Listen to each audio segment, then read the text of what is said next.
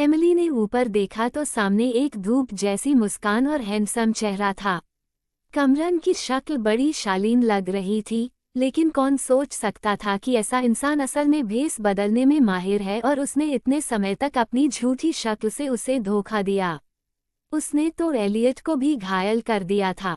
उसने एमिली के सिर पर हाथ फेरा और ठुड्डी से इशारा किया, लेडीज रूम अगल बगल ही है। एमिली ने उसका हाथ झटक दिया और उसे घूर कर देखा। उसकी आंखों में गुस्सा जल रहा था और उनमें आंसू भर आए। उसे सुनने में आया था कि एलियट बहुत गंभीर रूप से घायल है और उससे मिलने भी नहीं आ पाया। एल्सी ने कहा था कि वह तो लगभग मर ही गया था।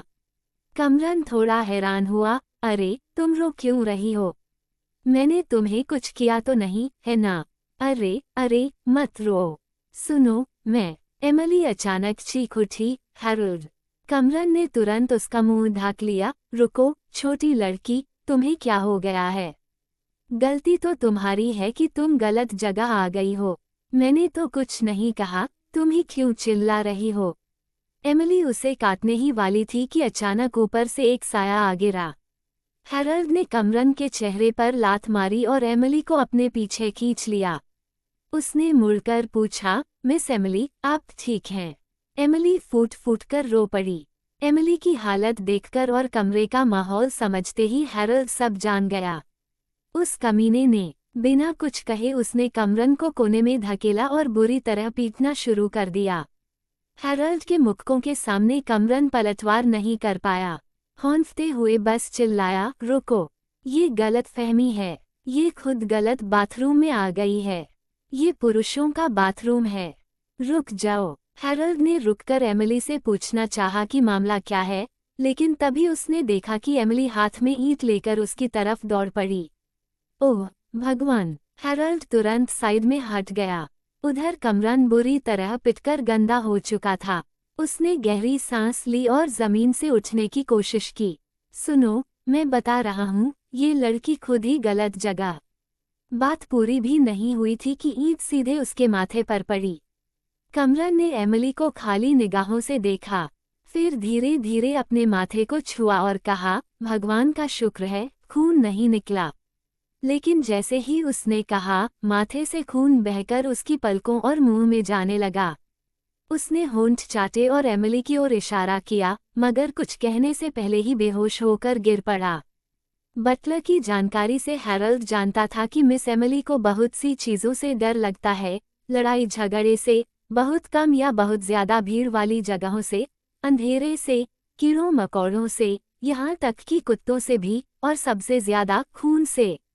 इसलिए वह तुरंत एमिली और कमरन के बीच खड़ा हो गया और बोला, मिस एमिली, सब ठीक है। वो बस बेहोश हुआ है। आपको डरने की ज़रूरत नहीं है। एमिली ने धीरे से पूछा, बेहोश? हैरोल्ड ने झुककर उसकी सांसें चेक की। हाँ। एमिली ने ईंट उठाई, पास जाकर उसके माथे पर फिर से मारी और हैरोल्ड को मासूम निगाहों से देखते हुए पूछा, अब? हैरोल्ड कुछ कह ही नहीं पाया। एमिली सीधे वहां से चली गई। पहली बार हैरोल्ड ने महसूस किया कि वो एक छोटी लड़की जितना भी सख्तदिल नहीं है। उसने तुरंत ये ख्याल झटक दिया और उसके पीछे चल पड़ा। बाथरूम के दरवाजे पर खून से सना लाश चुपचाप पड़ी हुई थी। शायद इसलिए कि कमरन बहुत देर तक वापस नहीं आया था, एक बॉडीगार्ड उसे ढूंढने आया। थोड़ी ही देर में उसने कमरन को जमीन पर पड़ा हुआ देखा। वह तुरंत घबरा गया और चिल्लाया, मिस्टर कमरन! पेड़ पर बैठे पक्षी डरकर उड़ गए। तभी वेस्ट साइड का दरवाज़ा खुला और पूरी तरह सफ़ेद बालों वाला एक युवा आदमी बाहर निकला। उसने हल्का सा भौहें चढ़ाईं और पूछा, क्या हुआ मिस्टर? कमरन बेहोश पड़े हैं। दो बॉडीगार्ड आगे बढ़े और खून से सना हुआ चेहरा लिए कमरन को उठाकर ले आए। सफ़ेद बालों वाले आदमी की भौहें अजीब ढंग से सिकुड़ गईं। पता करो, ये किसने किया? फिर उसने कमरन की तरफ देखा और कहा, इसे शहर ले जाओ। यहाँ कोई डॉक्टर नहीं है। जी। पेड़ पर मौजूद गार्ड एक दूसरे को देखने लगे, ये यहाँ क्यों आया है? योजक चिन्ह, योजक चिन्ह, योजक चिन्ह। दूसरी ओर स्कावो कॉप मुख्यालय। जैसे ही विंसेंट मीटिंग के बाद अंदर आया, रेक्स ने वीडियो सौंप दिया। मिस्टर विंसेंट, हेटन्स का सबसे छोटा बेटा वहां अचानक नजर आया। वो कुछ पल रुका और फिर धीमी आवाज में बोला, मुझे उम्मीद नहीं थी कि मिस एमिली इतनी प्यारी होंगी। विंसेंट ने उसकी तरफ देखा। रेक्स तुरंत मुड़ा और बोला, मैं आपका कॉफी लाता हूँ। 1 मिनट बाद रेक्स कॉफी लेकर लौटा और देखा कि जो आदमी पहले गुस्से से भरा हुआ था, वही अब फोन में वीडियो देखते हुए बड़ी नरमी से मुस्कुरा रहा था। रेक्स ने मन ही मन सोचा, ये नॉर्मल है, सुधरिए मिस्टर विंसेंट। वो कोई प्यारी लड़की नहीं, वो तो हल्क की रिश्तेदार है, छोटी हल्क। विंसेंट ने अचानक आदेश दिया, वो यहाँ है। ध्यान रखना, एमिली की उससे मुलाकात न हो। रेक्स कुछ पल के लिए दंग रह गया, फिर समझ गया कि वो किसकी बात कर रहे हैं। जी, योजक चिन्ह योजक चिन्ह योजक चिन्ह। रात के 8 बज चुके थे जब एमिली ब्रिट्स में लौटी। एलियट हॉल में सोफे पर बैठा था। उसे आते देख तुरंत खड़ा हो गया। कहाँ गई थी? तुमने तो कहा था आज रात वापस नहीं आओगी। ठंड तो नहीं लगी? कुछ खाया? उसके इतने सवालों पर एमिली समझ ही नहीं पाई कि क्या जवाब दे। बस मुस्कुराई और बोली, जुगनू पकड़ने गई थी। कोई मिला? एलियट ने पूछा। एमिली ने सिर हिलाया, नहीं। हैरोल्ड को हैरानी हुई। वो अब मिस एमिली की किसी बात पर यकीन नहीं करता था। एलियट, कुछ खाने को है? एमिली ने पूछा। तुमने अभी तक खाया नहीं? एलियट ने दरवाजे पर खड़े हैरोल्ड की तरफ नाराजगी से देखा। तुम एमिली को खाने पर क्यों नहीं ले गए? एमिली ने मुंह फुलाकर कहा, मुझे बाहर खाना पसंद नहीं। तो फिर क्या खाना चाहती हो? एलियट किचन की ओर गया। वह साधारण खाना बना सकता था, इंस्टेंट नूडल्स। एलियट रुक गया, ये क्यों? जब एमिली पहली बार यहाँ आई थी, वह बेहद सावधान रहती थी, डरती थी कि कहीं कुछ गलत न कर दे। इतना डर कि लोगों की आंखों में भी देखने की हिम्मत नहीं थी। नौकरानी द्वारा परोसे गए खाने को भी नहीं छूती थी। उन्हीं दिनों एलियट रोज उसे क्रीम बन लाकर देता और दिलासा देता। जब घर में कोई नहीं होता तो वह उसके लिए इंस्टेंट नूडल्स बनाता। लेकिन वो बहुत पहले की बात थी। एमिली ने सिर झुका लिया और धीरे से बोली, बस अचानक खाने का मन कर गया। कमरन से मिलने के बाद वह बेहद बेचैन थी। डर था कि कहीं एलियट के साथ फिर कुछ न हो जाए। डर था कि उसके पिता मर न जाएं, ब्रिट परिवार बर्बाद न हो जाए। उसे हर उस चीज से डर लग रहा था जो पहले हो चुकी थी। भविष्य, जिसे वह पहले से जानती थी, उसकी यादों ने उसे घेर लिया था। लेकिन ये बात वो किसी को बता नहीं सकती थी। पानी उबल रहा था। एमिली ने एलियट की कमर पकड़ ली और फुसफुसाकर बोली, एलियट, प्लीज सुरक्षित रहना। तुम्हें कुछ नहीं होना चाहिए, ठीक है? एलियट पल भर को सख्त हो गया और सिर घुमाकर पूछा, क्या हुआ? एमिली ने सिर हिला दिया। खाना खाकर जब वो ऊपर चली गई, एलियट दरवाजे तक गया। उसका चेहरा गंभीर था। उसने हैरोल्ड की तरफ देखा और पूछा, आज बाहर गई थी, उसके साथ क्या हुआ? हैरोल्ड को समझ नहीं आया कि क्या कहे। असल में एमिली ने आज ईद से एक आदमी को लगभग मार ही दिया था। एलियट गुस्से में बोला, मुझे सच बताओ। हैरोल्ड ने सिर झुका लिया। नहाने के बाद एमिली ने पानी चलता ही छोड़ दिया और सिडनी को फोन किया। यह एमिली बोल रही हूँ। सिडनी थोड़ी हैरान और खुश हुई। मुझे उम्मीद नहीं थी कि तुम मुझे कॉल करोगी। देर रात है, जरूर कोई जरूरी बात होगी। तुम्हारे पास गांव में एक मैना है, लोटस टी मैना। हाँ, वो हमारी फैमिली का है। एमिली ने धुंधले आईने पर उंगली से लोटस लिखा। मैं इसे खरीदना चाहती हूँ। क्या? सिडनी थोड़ा चौंक गई। तुम कह रही हो कि इसे खरीदना चाहती हो? हाँ। एमिली ने लिखा हुआ शब्द मिटाया और ब्रश से ध्यान से आईना साफ किया। कितने में मिलेगा? लेकिन किस लिए? सिडनी ने पूछा। एमिली ने छिपाने की कोशिश नहीं की, पैसे कमाने के लिए। सिडनी कुछ पल चुप रही, फिर बोली, मुझे 2 दिन का समय दो। ठीक है। फोन रखने के बाद एमिली दराज से अपनी सारी बचत निकाल लाई। इस समय उसकी यादों के मुताबिक मकान की कीमत ज्यादा नहीं बढ़ी होगी।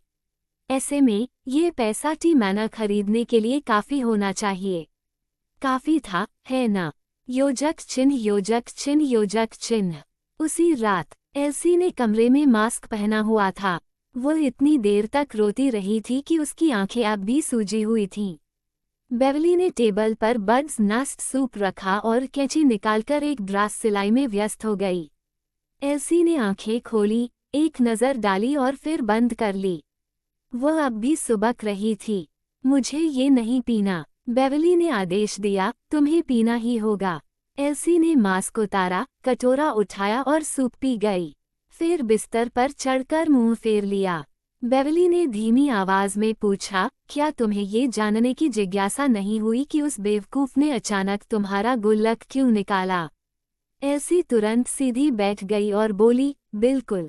उस वक्त मुझे बहुत अजीब लगा था, और ऐसा संयोग कि मेरे भाई ने सब देख लिया।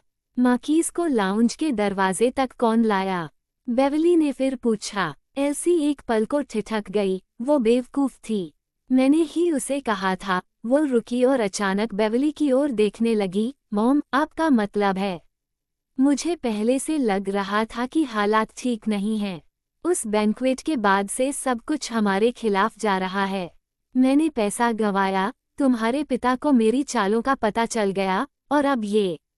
एल्सी गुस्से से बिस्तर से उतर गई। उस बेवकूफ की हिम्मत कैसे हुई मेरे खिलाफ षड्यंत्र करने की? शांत हो जाओ, बेवली ने उसे खींचकर बैठाया। कल मार्कीज के पिता मिस्टर इयन का जन्मदिन है ना? एल्सी ने मुंह फेर लिया। मैं नहीं जाऊंगी, मुझे वो पसंद नहीं। मैं उससे शादी नहीं करूंगी। किसी ने तुमसे शादी करने को नहीं कहा। बेवली ने उसे ड्रेसिंग टेबल तक ले जाकर उसका चेहरा सहलाया। मेरी बेटी को सबसे बेहतरीन मिलना चाहिए। तुम्हारा लक्ष्य मिस्टर विंसेंट है, याद रखना। कोई और मर्द तुम्हारे लायक नहीं। ये सुनकर एल्सी के गाल लाल हो गए। मॉम, मैंने तुम्हारे लिए पहले से ही एक बेहतरीन गिफ्ट तैयार कर लिया है। बेवली ने ड्रेस बॉक्स में रखी और एल्सी को दी। ये ड्रेस कल उस बेवकूफ को देना। एल्सी थोड़ी हैरान हुई। मॉम, मतलब मैं उसे कल बैंक्वेट में ले जाऊंगी? हाँ, उसे संभालने का अच्छा मौका है। बेवली ने अपने बैग से एक छोटा कांच का शीशी निकाली। उसमें 2 गोलियां थीं। उसने हल्के से शीशी को रोशनी में हिलाया। मॉम, इसका मतलब क्या है? एल्सी ने गोलियों को पहचान लिया। पिछली बार उसने यही दवा एमिली के कप में डालकर उसे विंसेंट के कमरे में फंसाया था। तब उसका इरादा था कि वो छोटी बेवकूफ सबके सामने बेइज्जत हो जाए। मगर सब उल्टा हो गया। वो बेवकूफ जरा भी नहीं गिरी, बल्कि मिस्टर विंसेंट ने खुद उसे घर भेज दिया। बेवली ने शीशी एल्सी की हथेली पर रखी। मार्कीज ने सिर्फ तुम्हें नंगा देखा, लेकिन सोचो, अगर कल सब मेहमानों के सामने वो बेवकूफ मार्कीज के साथ बिस्तर पर दिख जाए तो? मॉम, आप कितनी चालाक हो। मैं आपसे बहुत प्यार करती हूँ। एल्सी खुश होकर बोली, फिर थोड़ी चिंतित हुई। लेकिन एलियट। बेवली ने उसके कंधे पर हाथ फेरा। चिंता मत करो, तुम्हारा भाई समझ जाएगा। अगर उस बेवकूफ के साथ कुछ हुआ भी, तो वो तुम्हें परेशान नहीं करेगा। मॉम भी तुम्हारी रक्षा करेगी। आखिर तुम उसकी बहन हो। मॉम, आप कितनी अच्छी हैं। एल्सी ने उसे चूमा। बेवली ने उसकी तरफ देखकर कहा, मैं ये सब तुम्हारे लिए कर रही हूँ। मुझे पता है। Thank you, mom. अच्छा, अब जल्दी सो जाओ, कल सब तुम्हारे हाथ में है। बेवली ने दरवाज़ा खोला और बाहर चली गई। कमरे में एल्सी शीशी को घूर रही थी और खूंखार मुस्कान के साथ बड़बड़ाए, छोटी बेवकूफ, कल तेरी बर्बादी तय है। अगली सुबह जैसे ही एमिली ने आंखें खोली, वह चौंक गई क्योंकि एल्सी उसके बिस्तर के पास खड़ी थी। एल्सी ने उसका चेहरा छुआ और हल्की मुस्कान के साथ बोली, मुझसे डर क्यों रही हो? एमिली सचमुच डर गई थी, लेकिन उसने डरपोक बनने का नाटक किया और पीछे हटते हुए धीरे से कहा, एल्सी, तुमने मुझे डरा दिया। एल्सी ने टेबल से एक डिब्बा उठाकर उसके हाथ में दिया। आज रात एक बैंक्वेट है, तुम्हें मेरे साथ चलना चाहिए। ये लो, ये नई ड्रेस मैंने तुम्हारे लिए ली है, पसंद है? एमिली ने डिब्बा खोला और सफ़ेद रंग की ड्रेस देखी। उसने मुस्कुराते हुए कहा, हाँ, बहुत अच्छी बच्ची बनो, रात को मैं ड्राइवर से तुम्हें लेने भेजूंगी। एल्सी ने उसके गाल थपथपाए और मुस्कुराते हुए चली गई। ठीक है। एल्सी के जाते ही एमिली ने ड्रेस निकालकर बिस्तर पर रख दी। ध्यान से जांचने पर उसने पाया कि ड्रेस की अंदरूनी परत लाइनिंग हटाई गई थी। पिछली जिंदगी में उसने कभी सेफ्टी पैंट्स नहीं पहनी थीं। बाहर से देखने पर शायद कुछ न लगे, लेकिन अगर उस पर रेड वाइन गिर जाती तो ड्रेस पूरी तरह पारदर्शी हो जाती और उसके अंडरगारमेंट्स सबके सामने आ जाते। अब समझ में आया कि कल की बेइज्जती के बाद आज एल्सी का चेहरा आत्मविश्वास से क्यों चमक रहा था। उसने रात भर तैयारी की थी। मिस एमिली, ये ड्रेस कितनी प्यारी है। सूजन ने एमिली के हाथ में सफ़ेद ड्रेस देखी और तुरंत पूछा, क्या आप इसे अभी पहनना चाहेंगी? एमिली मीठी मुस्कान के साथ बोली, जरूर, क्योंकि अब खेल उन्होंने शुरू किया था। एमिली इसे यूं ही हाथ से नहीं जाने देना चाहती थी। योजक चिन्ह, योजक चिन्ह, योजक चिन्ह। एल्सी सुबह जल्दी स्कूल चली गई। वो अब भी जूनियर ईयर में थी और ग्रेजुएशन में 1 साल बाकी था। बहुत से जूनियर्स ने अपनी इंटर्नशिप शुरू कर दी थी। वो भी वीकेंड पर कंपनी जाती थी, लेकिन सच तो ये था कि वहाँ वह बस miss LC of the Brits बनकर बैठती और असिस्टेंट्स व क्लर्क्स को हुक्म देती। यकीनन ब्रिट ग्रुप की बर्बादी में उसका हाथ था। योजक चिन्ह, योजक चिन्ह, योजक चिन्ह। नीचे मॉरी और एलियट नाश्ता कर रहे थे। एमिली सफ़ेद ड्रेस पहनकर धीरे धीरे सीढ़ियाँ उतर आई। उसने उनके सामने घूमकर कहा, डैड, एलियट, ये ड्रेस कैसी है? ये एल्सी ने मुझे गिफ्ट की है। मॉरी दूध पी रहा था। उसने एमिली को देखा और जैसे ही पीछे बड़ा गुलाबी सुअर पिग का पैटर्न देखा, तुरंत मुंह से सारा दूध उगल दिया। एलियट ने भी देखा और उसका चेहरा गंभीर हो गया। सूजन, ये क्या हो रहा है? सूजन किचन में व्यस्त थी। बाहर आई तो हैरान रह गई। ओह भगवान, ये कैसे हुआ? ड्रेस पानी से भीग गई है। शायद मिस एमिली से बाथरूम में गलती से गीली हो गई होगी। सिर्फ पानी से? एलियट ने भौहें चढ़ाईं। सूजन भी हैरान थी। ऐसा नहीं होना चाहिए। इस ड्रेस में तो अंदर लाइनिंग होनी चाहिए थी। ये कैसे? एमिली ने मासूमियत से पूछा। क्या हुआ? एल्सी ने अभी दी है मुझे। क्या ये सुंदर नहीं है? सब तुरंत समझ गए कि मामला क्या है। मॉरी नाराज हो गया। वो खड़ा हुआ और गरज कर पूछा, एल्सी कहाँ है? वो स्कूल गई है, एलियट ने जवाब दिया। फिर उसने एमिली की ओर देखा और कहा, सूजन, एमिली को ऊपर ले जाओ और उसके कपड़े बदलवाओ। जी, लेकिन एमिली वहीं खड़ी रही। मैं नहीं बदलना चाहती, एलियट ने नरमी से समझाया। एमिली, ये ड्रेस गीली है, ऊपर जाकर बदल लो, एमिली ने जोर से कहा। नहीं, मैं यही पहनूंगी। एल्सी ने मुझे कहा है कि यही पहनना और उसने कहा है कि वो मुझे आज रात बैंक्वेट में ले जाएगी। मॉरी ने जोर से टेबल पर हाथ मारा। क्या ये है एल्सी का अपनी छोटी बहन के साथ बर्ताव? एमिली डर गई। वह 2 कदम पीछे हटी। उसकी बड़ी आंखों में दहशत थी। उसे समझ नहीं आया कि उसने क्या गलत किया है। वह चुप रही और उसकी आंखें लाल हो गईं। एलियट उसके पास गया और उसका सिर सहलाया। डैड, गुस्सा मत कीजिए। मैं आज रात एमिली के साथ चलूंगा। देखता हूँ कि एल्सी की चाल क्या है। ठीक है, मॉरी ने कहा और बाहर निकल गया। अचानक रुककर पीछे मुड़ा और बोला, एल्सी को घर लाने के बाद ही सबक सिखाना। कोई तमाशा मत बनाना, ठीक है? योजक चिन्ह, योजक चिन्ह, योजक चिन्ह। City hospital. जैसे ही हेटन्स परिवार के रिश्तेदार वार्ड से बाहर निकले, कमरन बिस्तर पर बैठ गया। उसका सिर पट्टियों से ढका था। उसने दर्द से अपना माथा पकड़ा और दांत पीसते हुए कहा, उस छोटी कमीनी को ढूंढो। उसके बगल में खड़ा असिस्टेंट बोला, लेकिन वहाँ कोई कैमरा नहीं है और हमने उसे पहले कभी देखा भी नहीं। कमरन गुर्राया। उसकी आंखें बहुत बड़ी हैं, लेकिन काफी छोटी कद की है। गोरी त्वचा, छोटा मुंह और सुंदर भी है। हाँ, उसी घटिया लड़की ने अपनी मासूम शक्ल से मुझे धोखा दिया। असिस्टेंट चुप रह गया। एक और असिस्टेंट ने अपने हाथ में एक ड्राइंग बोर्ड उठाया और पूछा, मिस्टर, कमरन, क्या आपको लगता है ये उसी जैसी लग रही है? उसकी भौहें इससे थोड़ी पतली हैं, यहाँ उसकी आंखें ज्यादा नमी से भरी हैं, ये जगह थोड़ी लाल है, कमरन ने अपना सिर पकड़ते हुए समझाया। उसके बाल बहुत लंबे हैं, गहरे काले, और चेहरा थोड़ा छोटा है। असिस्टेंट खुद को रोक नहीं पाया और पूछ बैठा, मिस्टर कमरन, आप बाबी की बात कर रहे हैं क्या? चुप रहो, मैं एक असली इंसान की बात कर रहा हूँ। वो बिल्कुल ऐसी ही दिखती है। असिस्टेंट ने तुरंत अपना मुंह बंद कर लिया। उसे मेरे लिए जितनी जल्दी हो सके ढूंढो। कमरन दहाड़ा, उसका माथा दर्द से तड़प रहा था। उसने अपना सिर कसकर पकड़ लिया और धीमी आवाज में बोला, भागो यहाँ से और उसे ढूंढ कर लाओ। जी सर। असिस्टेंट दरवाजे तक पहुंचा तो उसने पूछा, जब हमें वो मिल जाए तो हमें क्या करना चाहिए? मैं उससे ये पूछना चाहूँगा। कमरन ने शीशा उठाया और उसमें देखा। वो ऐसा कैसे कर सकती है, जबकि सामने इतना हैंडसम आदमी खड़ा था? असिस्टेंट के पास कोई जवाब नहीं था।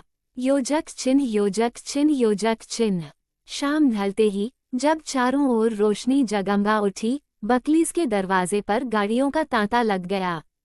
कहा जा रहा था कि सिटी वाई के सारे रईसों को मिस्टर इयन के जन्मदिन के भोज में आमंत्रित किया गया है, जिससे उसकी अहमियत साफ दिखती थी। 20 से ज्यादा बॉडीगार्ड्स ने प्रवेश द्वार पर सुरक्षा व्यवस्था कर रखी थी। राहगीरों का सामान और महिलाओं के हैंडबैग की कड़ी जांच हो रही थी।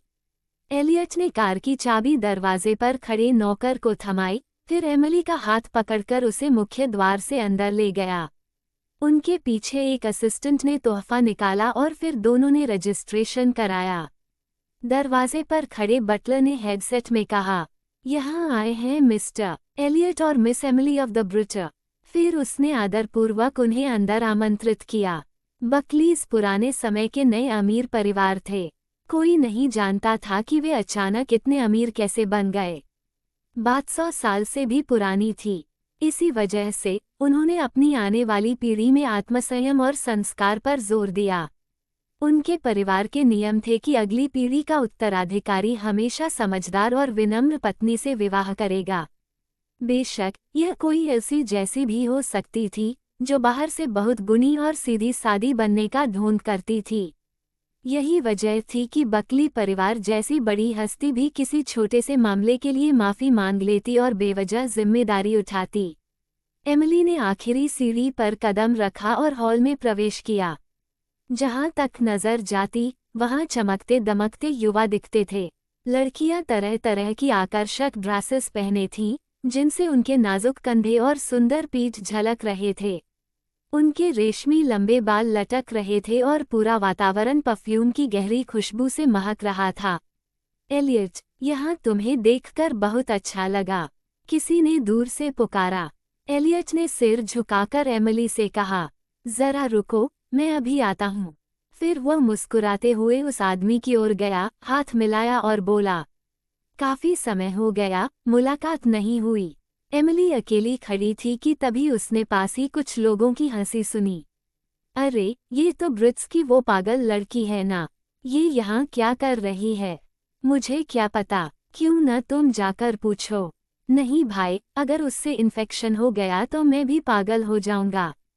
तुम बहुत घटिया हो। मैंने सुना है वो कभी स्कूल भी नहीं गई। पूरे परिवार पर बोझ है, लेकिन दिखने में तो काफी बड़ी हो गई है।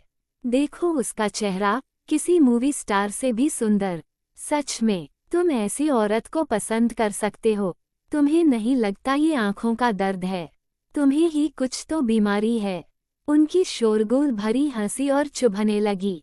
एमिली ने सिर झुकाकर उनकी ओर देखा। वो उन सबके चेहरे ध्यान से याद करने लगी। अरे अरे, देखो, वो पागल हमें घूर रही है। वो सब सीधे उसकी ओर आ गए। उनमें से एक लड़के ने पूछा, जरा बताओ, 5 और 7 कितने होते हैं? एमिली ने कुछ नहीं कहा, बस चुपचाप हर एक के चेहरे को याद करती रही। बोल क्यों नहीं रही? बहरी हो क्या? ओ एल्सी, तुम्हारी बहन अब गूंगी भी हो गई है क्या? अब समझ आया कि वे चेहरे जाने पहचाने क्यों लगे। वे एल्सी के सहपाठी थे। अपनी पिछली जिंदगी में भी उन्होंने एल्सी की बर्थडे पार्टी पर एमिली का मजाक उड़ाया था। उस समय भी एल्सी अंधेरे में छिपकर उनकी हंसी का मजा ले रही थी, जैसे कि अब कर रही थी। आवाज लगने पर आखिरकार एल्सी बाहर आई। वह मुस्कुराई और बोली, उसे मत चिढ़ाओ, आखिर वह मेरी बहन है। लोग जोर जोर से हंस पड़े। एमिली ने अपनी आंखों में छुपी हुई हंसी दबा ली और ऐसे दिखाया मानो वह डरी सहमी और बेचारी हो। वह धीरे धीरे एल्सी के पास आई और कमजोर सी आवाज में बोली, एल्सी। एल्सी उसे कैफेटेरिया ले गई और उसके लिए एक ट्रे लाई। जो मन हो खुद ले लो और खाओ। एमिली ने क्रीम पफ का एक टुकड़ा लिया और आंखें सिकोड़कर मुस्कुराते हुए बोली, एल्सी, ये बहुत स्वादिष्ट है। एल्सी ने उसका मुंह पोंछते हुए कहा, आराम से खाओ, यहाँ और भी है। प्यास लगी है, मैं पानी लेकर आती हूँ। ठीक है, धन्यवाद एल्सी। पिछली बार वह हार चुकी थी। अगर एमिली अब भी बेवकूफ होती तो इस बार भी एल्सी के जाल में फंस जाती। लेकिन अब वह बदल चुकी थी। थोड़ी देर बाद एल्सी पानी का गिलास लेकर आए और उसे थमाया। लो, पानी पियो। एमिली ने सिर उठाकर घूंट लिया, लेकिन निगला नहीं। चूंकि एल्सी उसकी हर हरकत पर नजर रख रही थी, इसलिए उसने एक और ब्रेड का टुकड़ा उठाया। जैसे ही वह उसे खाने लगी, वह लड़खड़ाकर एल्सी पर गिर पड़ी। गिरते समय उसने मुंह में भरा पानी ब्रेड पर थूक दिया और बाकी पानी दूसरी प्लेट पर गिरा दिया। एल्सी, तुम ठीक हो? एमिली ने सिर पकड़ते हुए ऐसे दिखाया मानो सीधी खड़ी भी न रह पा रही हो। मुझे चक्कर आ रहे हैं। एल्सी को जरा भी शक नहीं हुआ। उसने सोचा कि दवा असर कर गई है। वह तुरंत उसका हाथ पकड़कर बोली, आओ, मैं तुम्हें आराम करने के लिए कमरे में ले चलती हूँ। एमिली ने सिर हिलाकर पूछा, एलियट कहाँ है? एल्सी उसे दूसरे माले पर ले जाते हुए धीमे से बोली, वो अभी आता है। एमिली ने मन ही मन उसका मजाक उड़ाया। एलियट तो लोगों से घिरा हुआ था और निकल भी नहीं पा रहा था। क्या ये भी एल्सी की वजह से था? एल्सी उसे ऊपर सबसे अंदर वाले कमरे में ले गई। दरवाजे पर लिखा था, डू नॉट डिस्टर्ब। अंदर अंधेरा था। एल्सी ने उसे बिस्तर पर बैठाया और कहा, एमिली, यहाँ आराम से सो जाओ। बाद में मैं तुम्हें घर ले जाऊंगी। एमिली ने धीरे से कहा, ठीक है। कमरे में अजीब सी खुशबू थी। उसने सांस रोकने की कोशिश की, लेकिन थोड़ी सी अंदर चली ही गई। एल्सी मुस्कुराई, उसे रजाई में ढका और जाने को मुड़ी। लेकिन तभी पीछे से एक फूलदान उसकी गर्दन पर आ लगा। वह मुड़ी भी नहीं थी कि बेहोश होकर जमीन पर गिर पड़ी। एमिली ने उसे पकड़ा और बिस्तर पर खींच लिया। अपनी सांस रोके हुए उसने एल्सी के कपड़े उतारे और उसका पीला गाउन पहनकर चेहरा ढक लिया, फिर बाहर निकल गई। वह दूर नहीं जा सकती थी। अगर उसका साथी दरवाजे पर होता तो उसे जरूर पकड़ लेता। वह बहुत छोटी थी। एमिली कुछ कदम चली और बगल का दरवाजा खोलकर भीतर घुस गई। वह दरवाजे से टिककर हाँफ रही थी। बदबू से उसे उल्टी जैसा लग रहा था। सिर भारी था, सांस गर्म थी, हाथ पांव ढीले पड़ चुके थे और वह फिसलकर फर्श पर बैठ गई। सिर उठाते ही उसने देखा कमरे में कोई आदमी मौजूद था। सामने हल्की रोशनी थी। धुंधली रोशनी में बस एक आकृति नजर आ रही थी, साफ चेहरा नहीं दिख रहा था। अंधेरे में बस हल्की लाल चमक थी। कौन है वह? वह जैसे कांटों वाला छोटा सा कांटेदार जंतु बन गई हो, पूरे शरीर में तनाव भर गया। उस आदमी की आवाज गहरी और आकर्षक थी, कहीं सुनी सुनी सी। मैं हूँ। एमिली एक पल के लिए सन्न रह गई, फिर सिर झुकाकर बोली, मिस्टर विंसेंट। वह चुप रहा। एमिली ने उसके कदमों की आहट पास आते सुनी। अचानक उसने थोड़ी में तेज दर्द महसूस किया। उसने उसका थोड़ी पकड़कर जबरदस्ती सिर ऊपर उठाया। तब उसने विंसेंट का ठंडा, निष्ठुर। एमिली उसके बहुत पास थी। उसे लगा कि उसने उसे पहले कभी इतना साफ नहीं देखा था। उसकी भौहें गहरी काली थीं। वह तने हुए चेहरे और ऊपर उठी आंखों से देख रहा था। अब उसने अपनी आंखें हल्की सी सिकोड़ लीं, जिससे एमिली को अचानक खतरे का एहसास हुआ। उसे सिगरेट की गंध आई, जो उसके ठंडे चेहरे के साथ मिलकर दूरी का एहसास करा रही थी। विंसेंट की उंगलियां ठंडी थीं। जब उन्होंने एमिली की गर्म त्वचा को छुआ तो वह थोड़ा चौंक गया।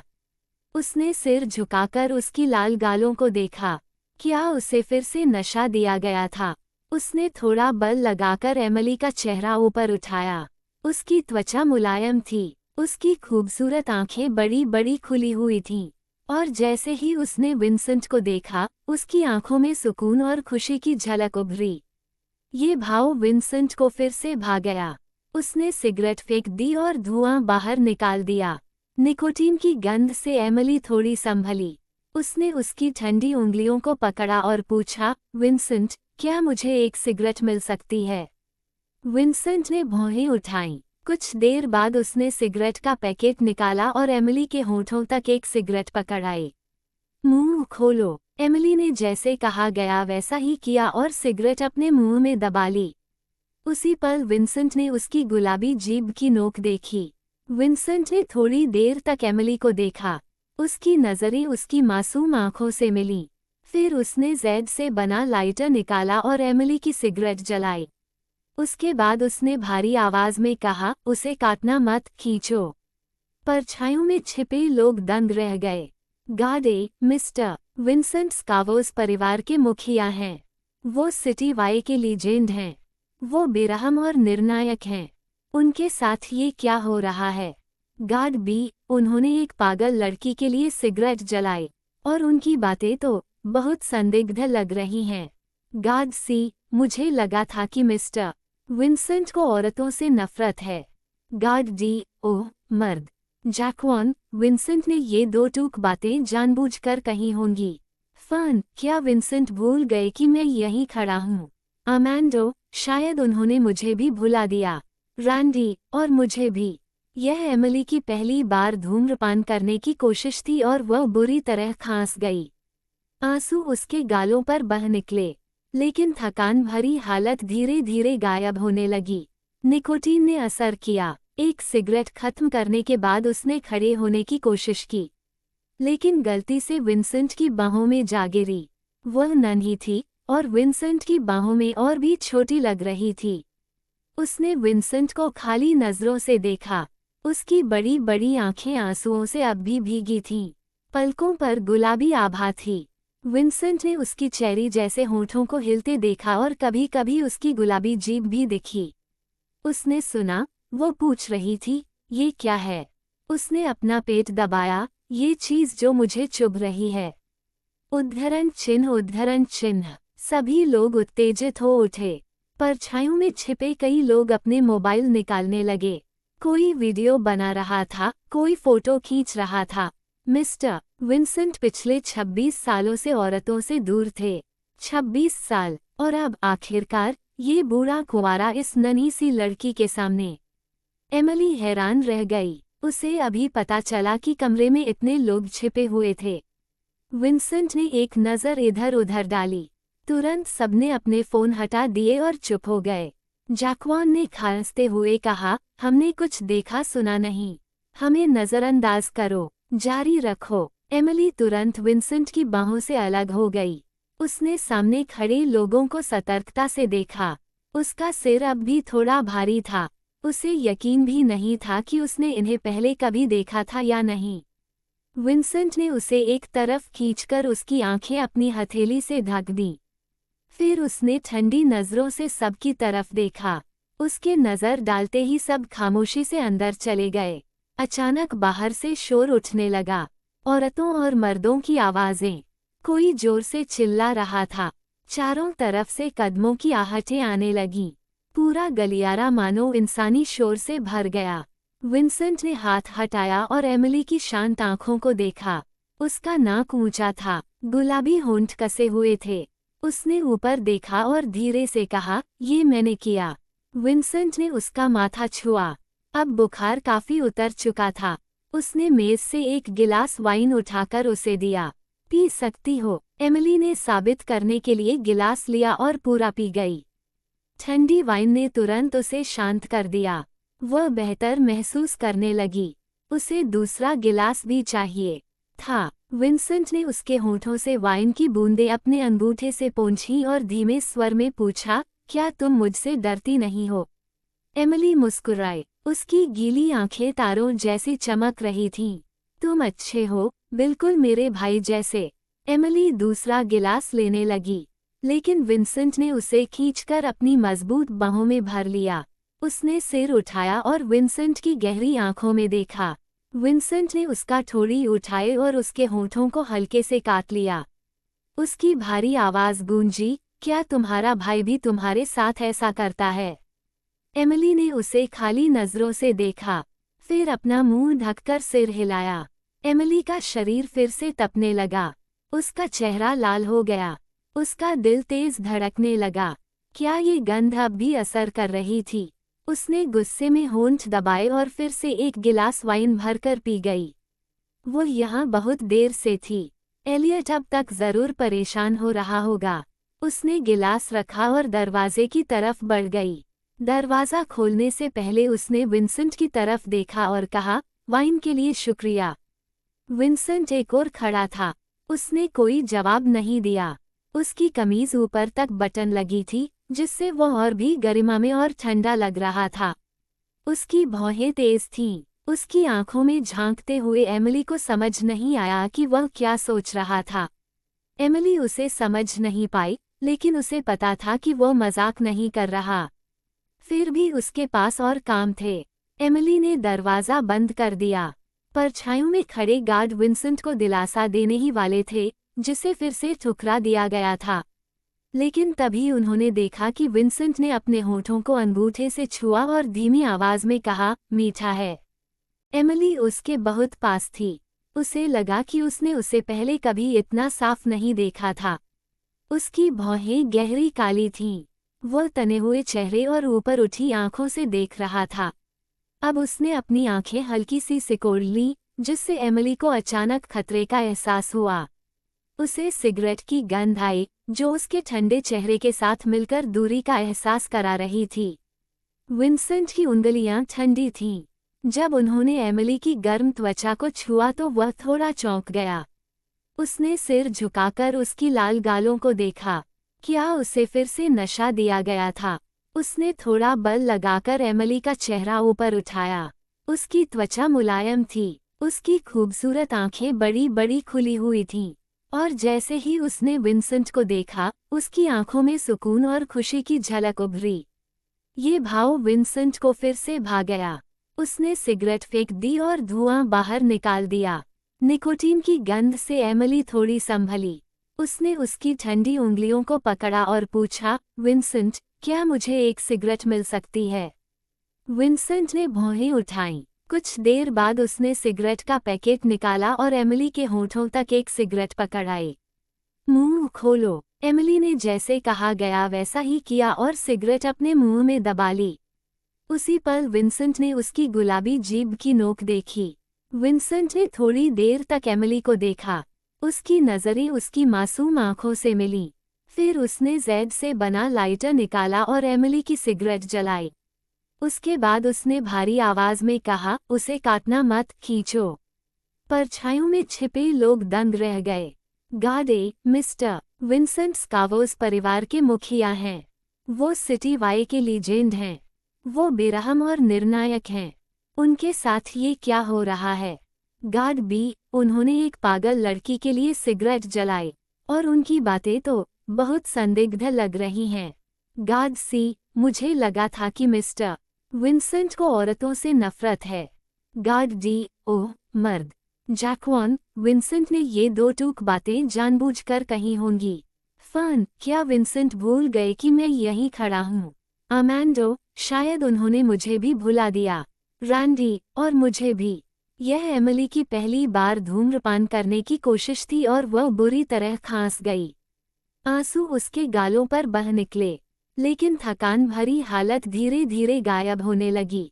निकोटीन ने असर किया। एक सिगरेट खत्म करने के बाद उसने खड़े होने की कोशिश की, लेकिन गलती से विंसेंट की बाहों में जा गिरी। वह नन्ही थी और विंसेंट की बाहों में और भी छोटी लग रही थी। उसने विंसेंट को खाली नजरों से देखा। उसकी बड़ी बड़ी आंखें आंसुओं से अब भी भीगी थीं। पलकों पर गुलाबी आभा थी। विंसेंट ने उसकी चेरी जैसे होठों को हिलते देखा और कभी कभी उसकी गुलाबी जीभ भी दिखी। उसने सुना, वो पूछ रही थी, ये क्या है? उसने अपना पेट दबाया, ये चीज जो मुझे चुभ रही है। उद्धरण चिन्ह उद्धरण चिन्ह। सभी लोग उत्तेजित हो उठे। परछाइयों में छिपे कई लोग अपने मोबाइल निकालने लगे। कोई वीडियो बना रहा था, कोई फोटो खींच रहा था। मिस्टर विंसेंट पिछले 26 सालों से औरतों से दूर थे। 26 साल, और अब आखिरकार ये बूढ़ा कुंवारा इस नन्ही सी लड़की के सामने। एमिली हैरान रह गई। उसे अभी पता चला कि कमरे में इतने लोग छिपे हुए थे। विंसेंट ने एक नज़र इधर उधर डाली। तुरंत सबने अपने फोन हटा दिए और चुप हो गए। जैक्वान ने खांसते हुए कहा, हमने कुछ देखा सुना नहीं, हमें नज़रअंदाज करो, जारी रखो। एमिली तुरंत विंसेंट की बाहों से अलग हो गई। उसने सामने खड़े लोगों को सतर्कता से देखा। उसका सिर अब भी थोड़ा भारी था। उसे यकीन भी नहीं था कि उसने इन्हें पहले कभी देखा था या नहीं। विंसेंट ने उसे एक तरफ खींचकर उसकी आंखें अपनी हथेली से ढक दी। फिर उसने ठंडी नज़रों से सबकी तरफ देखा। उसके नज़र डालते ही सब खामोशी से अंदर चले गए। अचानक बाहर से शोर उठने लगा। औरतों और मर्दों की आवाज़ें। कोई जोर से चिल्ला रहा था। चारों तरफ से कदमों की आहटें आने लगीं। पूरा गलियारा मानो इंसानी शोर से भर गया। विंसेंट ने हाथ हटाया और एमिली की शांत आंखों को देखा। उसका नाक ऊंचा था, गुलाबी होंठ कसे हुए थे। उसने ऊपर देखा और धीरे से कहा, ये मैंने किया। विंसेंट ने उसका माथा छुआ। अब बुखार काफी उतर चुका था। उसने मेज से एक गिलास वाइन उठाकर उसे दिया। पी सकती हो। एमिली ने साबित करने के लिए गिलास लिया और पूरा पी गई। ठंडी वाइन ने तुरंत उसे शांत कर दिया। वह बेहतर महसूस करने लगी। उसे दूसरा गिलास भी चाहिए था। विंसेंट ने उसके होठों से वाइन की बूंदें अपने अंगूठे से पोंछी और धीमे स्वर में पूछा, क्या तुम मुझसे डरती नहीं हो? एमिली मुस्कुराई। उसकी गीली आंखें तारों जैसी चमक रही थीं। तुम अच्छे हो, बिल्कुल मेरे भाई जैसे। एमिली दूसरा गिलास लेने लगी, लेकिन विंसेंट ने उसे खींचकर अपनी मजबूत बाहों में भर लिया। उसने सिर उठाया और विंसेंट की गहरी आंखों में देखा। विंसेंट ने उसका ठोड़ी उठाए और उसके होठों को हल्के से काट लिया। उसकी भारी आवाज गूंजी, क्या तुम्हारा भाई भी तुम्हारे साथ ऐसा करता है? एमिली ने उसे खाली नजरों से देखा, फिर अपना मुंह ढककर सिर हिलाया। एमिली का शरीर फिर से तपने लगा। उसका चेहरा लाल हो गया। उसका दिल तेज धड़कने लगा। क्या ये गंध अब भी असर कर रही थी? उसने गुस्से में होंठ दबाए और फिर से एक गिलास वाइन भरकर पी गई। वो यहाँ बहुत देर से थी। एलियट अब तक जरूर परेशान हो रहा होगा। उसने गिलास रखा और दरवाजे की तरफ बढ़ गई। दरवाज़ा खोलने से पहले उसने विंसेंट की तरफ देखा और कहा, वाइन के लिए शुक्रिया। विंसेंट एक और खड़ा था। उसने कोई जवाब नहीं दिया। उसकी कमीज ऊपर तक बटन लगी थी, जिससे वह और भी गरिमा में और ठंडा लग रहा था। उसकी भौहें तेज थीं। उसकी आंखों में झांकते हुए एमिली को समझ नहीं आया कि वह क्या सोच रहा था। एमिली उसे समझ नहीं पाई, लेकिन उसे पता था कि वह मजाक नहीं कर रहा। फिर भी उसके पास और काम थे। एमिली ने दरवाज़ा बंद कर दिया। परछाइयों में खड़े गार्ड विंसेंट को दिलासा देने ही वाले थे, जिसे फिर से ठुकरा दिया गया था। लेकिन तभी उन्होंने देखा कि विंसेंट ने अपने होठों को अंगूठे से छुआ और धीमी आवाज में कहा, मीठा है। यहाँ क्या हो रहा है? इयन ने नाराज चेहरे के साथ पूछा, वो कमीना कहाँ है? अधिकांश मेहमान वहाँ इकट्ठे थे। यह असल में एक भव्य जन्मदिन का भोज होना चाहिए था, लेकिन अब ये पूरे सिटी वाई की हंसी का कारण बन गया था। इयन का हाथ, जिसमें उन्होंने छड़ी पकड़ी थी, तक कांप रहा था। उनका मन कर रहा था कि अंदर मौजूद लोगों को पकड़कर मार डालें। बटलर ने धीरे से कहा, वो अंदर है, उसे बाहर निकालो। इयन ने अपनी छड़ी जमीन पर मारी। उस आवाज से सबके दिल कांप उठे। माकीज की माँ योलांडा ने धीरे से कहा, डैड, लोग देख रहे हैं। माकीज को थोड़ी इज्जत रहने दीजिए, वो अभी जवान है। इज्जत? क्या उसे पता नहीं कि आज मेरा जन्मदिन है? इयन इतना गुस्से में था कि उसका सीना उठ गिर रहा था। उसने अपनी छड़ी से दरवाजा पीटा, कमीना कहीं का, शांत हो जाए। बकलीज के लोग उसे संभालने लगे, गुस्सा आपके लिए ठीक नहीं है। इयन गरजकर बोला, जल्दी से उसे लाउंज से बाहर निकालो। बटलर ने झिझकते हुए माकीज के माता पिता की ओर देखा। ये हरी अप, माकीज के पिता जेकब ने गंभीर चेहरे के साथ कहा, जो वो कह रहे हैं वही करो। यस। कुछ बॉडीगार्ड अंदर गए और थोड़ी देर में माकीज को घसीटते हुए बाहर ले आए। माकीज ने सिर्फ पैंट पहनी हुई थी।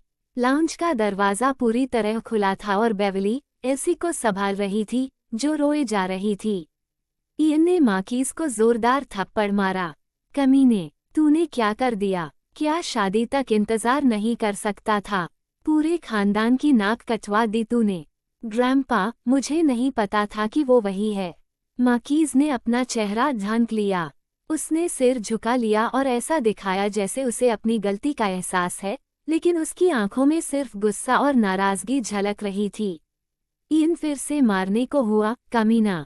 योलांडा ने रोका, हमारी पहले ही ब्रिट्स के साथ सगाई हो चुकी है।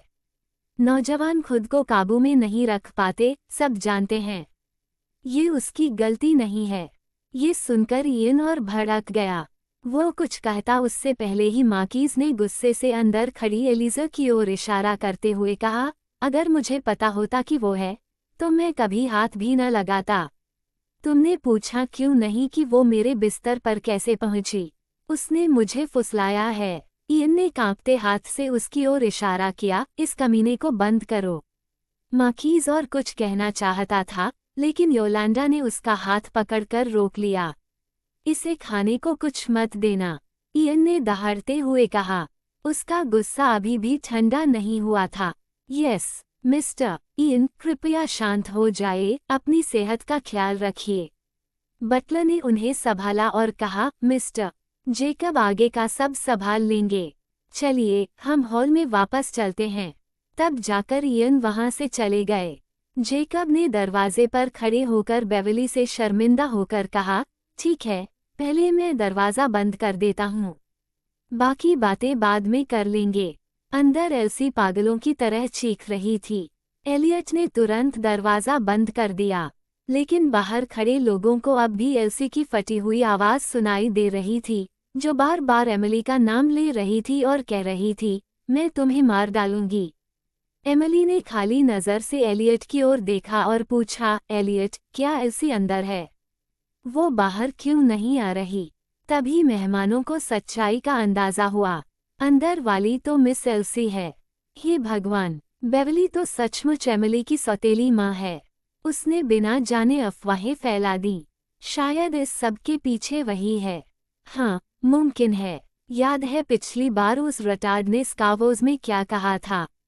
सही है, ये लोग बहुत ही नीच हैं। एक रिटार्ड के साथ इतना घटिया व्यवहार कैसे कर सकते हैं? एलियट एमिली को लेकर बकलीज से बाहर निकला और कार में बैठा। फिर उसने एमिली से पूछा, तुम कहाँ चली गई थी? बेवली ने भी उससे यही सवाल किया था। एलियट ने शायद वह सुना होगा, लेकिन अब वह फिर से पूछ रहा था। इससे साफ था कि वह एमिली पर शक कर रहा था। एमिली को अचानक हल्की सी उदासी महसूस हुई। अगर एलियट को सच्चाई पता चल गई तो वो उस नतीजे की कल्पना भी नहीं करना चाहती थी। उसने सिर झुका लिया और मासूमियत से उलझन भरा चेहरा बनाया। एल्सी मुझे एक कमरे में ले गई थी। मैं सो गई थी। एमिली ने अपना माथा छुआ और कहा, पानी पीने के बाद मुझे बहुत चक्कर आने लगे थे। अभी भी थोड़ा चक्कर आ रहा है। एलियट ने उसका माथा छुआ। सच में गर्म था। उसने भौहें सिकोड़ ली और कुछ देर सोचा, तुमने पानी पिया था? क्या एल्सी ने दिया था? यस, एल्सी ने ही मुझे पानी दिया था। एमिली ने मासूमियत से पूछा, एलियट, क्या हम एल्सी का इंतजार नहीं करेंगे ताकि साथ घर जाएं? एलियट ने खिड़की के बाहर देखा और कहा, वो अपनी ही चाल में फंस गई है। इंतजार की जरूरत नहीं, चलो वापस चलते हैं। कौन सी चाल? एमिली ने अनजान बनने की कोशिश की। एलियट ने धैर्य से समझाया, मतलब अगर कोई बुरा काम करता है तो उसे उसका नतीजा भुगतना ही पड़ता है। समझी? नहीं तो मैं तुम्हें एक और उदाहरण देता हूँ। बकलीज में मेहमान छोटे छोटे समूहों में इकट्ठा होकर गपशप कर रहे थे। काले कपड़े पहने गार्ड्स के झुंड के साथ विंसेंट लाउंज से बाहर आया। उसने काला सूट पहना हुआ था। उसके चलने का अंदाज साफ बता रहा था कि वह ताकतवर इंसान है। दूर से देखने पर वह किसी गैंग के सरगना जैसा लग रहा था। जेकब ने माफी के तौर पर एक ग्लास रेड वाइन पेश किया। मिस्टर विंसेंट, अभी अभी एक अप्रत्याशित घटना हो गई। उम्मीद है कि इससे आपका और आपके दोस्तों का मूड खराब नहीं हुआ होगा। मैं आपको टोस्ट करता हूँ। अच्छा मेज़बान न बनने के लिए माफ़ी चाहता हूँ। कृपया मुझे माफ़ करें। सिटी वाई में हर कोई स्कावोस का चहेता बनना चाहता था। बकलीज सिर्फ किस्मत से अमीर बने थे, असल में बिजनेस वर्ल्ड में उनकी कोई पहचान या ताकत नहीं थी। उनके पास बस पैसा था, लेकिन मार्कीज द्वारा परिवार की दौलत बर्बाद करने के कारण उनकी यही एकमात्र बढ़त भी खत्म हो रही थी। बकलीज इस मौके का इस्तेमाल करके स्कावोस और शहर के अन्य ताकतवर लोगों से नज़दीकी बढ़ाना चाहते थे। हालांकि ब्रिट उनका असली लक्ष्य नहीं थे, लेकिन एल्सी समझदार थी और उसका बड़ा भाई एलियट काफ़ी सक्षम और होनहार था। अगर मार्कीज एल्सी से शादी कर लेता तो बकलीज को मजबूत सहारा मिल जाता, लेकिन उन्हें उम्मीद नहीं थी कि आज रात ऐसा कुछ हो जाएगा। अब चाहे मार्कीज एल्सी से शादी भी कर ले, लोग आज की शर्मनाक घटनाओं को बड़ा चढ़ाकर बताएंगे और उन पर हंसेंगे। जेकब ने वाइन पी, लेकिन उसकी भौहें अब भी तनी हुई थीं। ये दावत पूरी तरह बर्बाद हो चुकी थी, फिर भी उसे मेहमानों के जाने तक मुस्कान बनाए रखनी थी। विंसेंट का चेहरा भावहीन था। उसने धीमी और ठंडी आवाज में कहा, आज की मेजबानी के लिए धन्यवाद। देर हो रही है, मुझे जाना होगा। ख्याल रखिए, मिस्टर विंसेंट। जेकब ने विंसेंट को दरवाजे तक छोड़ा, फिर बोला, मिस्टर विंसेंट, जो हुआ उसकी जिम्मेदारी हम लेंगे। हम ब्रिट परिवार को कोई नुकसान नहीं होने देंगे। पिछली बार स्कावोस की दावत में विंसेंट ने सबके सामने एमिली को घर छोड़ा था। ये खबर पूरे सिटी वाई में फैल गई थी। हालांकि बहुतों ने यकीन नहीं किया, लेकिन बकलीज मानते थे कि बिना आग धुआं नहीं उठता। उससे पहले, जब मार्कीज ने एल्सी की बर्थडे पार्टी में तमाशा किया था, इयन ने जेकब और मार्कीज को अगले दिन गिफ्ट्स लेकर माफी मांगने भेजा था, क्योंकि विंसेंट ने सब कुछ अपनी आंखों से देखा था। जेकब की बातें असल में विंसेंट के ब्रिट परिवार के प्रति रुख को परखने के लिए थीं, लेकिन उसे भरोसा नहीं था कि विंसेंट का अच्छा व्यवहार एमिली को पसंद करने की वजह से था। वह नहीं जानता था क्यों, लेकिन उसे पूरा यकीन था कि विंसेंट का एमिली को पसंद करना नामुमकिन है। ये बहुत ही बेतुकी बात थी। विंसेंट जरा रुका, फिर मुड़कर धीमी आवाज में बोला, ये बातें मौरी से कहना। जेकब ने तुरंत सिर हिलाकर हामी भरी, लेकिन वो उलझन में था। मिस्टर विंसेंट का मतलब क्या था? उसे वैसा जवाब नहीं मिला जिसकी उम्मीद थी। विंसेंट चला गया। जैक्वान और बाकी भी उसके पीछे निकल पड़े। विंसेंट, जरा रुको हमारे लिए भी। लेकिन वे फिर भी देर कर गए। विंसेंट का ड्राइवर जेम्स बॉन्ड जैसा था। जैसे ही विंसेंट दरवाजे तक पहुंचा, ड्राइवर ने तुरंत दरवाज़ा खोला और विंसेंट बैठते ही कार चल पड़ी। वह रोबोट बटलर से भी ज्यादा तेज और सटीक था। पीछे खड़े लोग जल रहे थे। सिटी वाई की कुंवारी लड़कियां विंसेंट के जाते हुए अंदाज पर चर्चा कर रही थीं। जैक्वान ने जाती कार को देख पूछा, तुम्हें क्या लगता है, विंसेंट का मतलब क्या था? क्या वो सीरियस है? मुझे लगता है हाँ, फर्न ने ठुड्डी सहलाते हुए कहा, मुझे याद है, वो उसकी पहली किस थी। अमेंडो ने मुंह ढककर कहा, हे भगवान, विंसेंट इतना मासूम इंसान है। वो बिल्कुल मासूम नहीं है। क्या तुम भूल गए उसने लाउंज में क्या किया? जैक्वान ने कहा, सही है। फर्न ने सिर हिलाया। रैंडी, जो पंखा झल रहा था, अचानक बोला, क्या तुमने विंसेंट को कभी किसी और लड़की के साथ ऐसा बर्ताव करते देखा है? सब चुप हो गए। हाँ, बिल्कुल सही। एराबेला समेत क्या किसी और औरत को विंसेंट के करीब आते देखा है? रैंडी ने धीरे से पंखा समेटा और नीचे जाकर कार में बैठ गया। जैक्वान ने भौहें चढ़ाईं, तुमने उसका नाम क्यों लिया? कल मैं पता लगाऊंगा कि विंसेंट क्या सोच रहा है। छोड़ो भी, एराबेला कल वापस आ रही है। ये सुनकर रैंडी मुड़ा और बोला, अब कोई फिर से पागल आशिक बनने वाला है। जैक्वान ने उसे घूरा, दफा हो। रैंडी ने कंधे उचका दिए और कार की बैक सीट पर जा बैठा। जाते जाते सबको अदा से हाथ हिलाया। फिर उसकी मॉडिफाइड कार स्टार्ट हुई और वीडियो गेम का म्यूजिक गूंजा। कार के टायरों से रंग बिरंगी चमकदार लाइट्स निकलीं। इतनी चटक कि मेहमानों का ध्यान खींच गया। जैक्वान और बाकी ने जल्दी से अपने चेहरे ढाक लिए, डरते हुए कि कहीं लोग उन्हें भी रैंडी जैसा किशोर संकटग्रस्त न समझ लें। योजक चिन्ह, योजक चिन्ह, योजक चिन्ह। एमिली ने गहरी नींद सोई, लेकिन नीचे रात भर शोर शराबा रहा। बगल वाले कमरे में एल्सी पूरी रात रोती रही। एलियट ने हैरोल्ड को दरवाजे पर पहरा देने भेजा और एमिली की बालकनी का दरवाज़ा बंद कर दिया। एमिली को डर नहीं था कि एल्सी बालकनी से आकर उससे बदला लेगी। उसने बिस्तर के नीचे एक चाकू छुपा रखा था। डरने की कोई वजह नहीं थी, लेकिन उस रात उसे एक अजीब सपना आया। सपने में विंसेंट उसे चूम रहा था। जागने के बाद भी वह थोड़ी उलझन में थी। उसे यकीन नहीं था कि वह सपना था या सच। वह बेवकूफ़ नहीं थी, उसे पता था किस करना क्या होता है, लेकिन ये यकीन करना मुश्किल था कि विंसेंट उसे किस करेगा।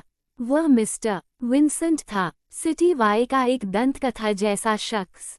उसकी कहानियां तो एक साधारण लड़की जैसे एमिली ने भी सुनी थीं। उसके लिए विंसेंट भगवान जैसा था, और उस दिन इस भगवान ने अचानक उसे किस कर लिया। यह अजीब था। उसने ज्यादा सोचने की हिम्मत नहीं की। उसके पास वक्त भी नहीं था। वो बस वहां से जितनी जल्दी हो सके निकल गई। क्या तुम्हारा भाई तुम्हारे साथ ऐसा करेगा?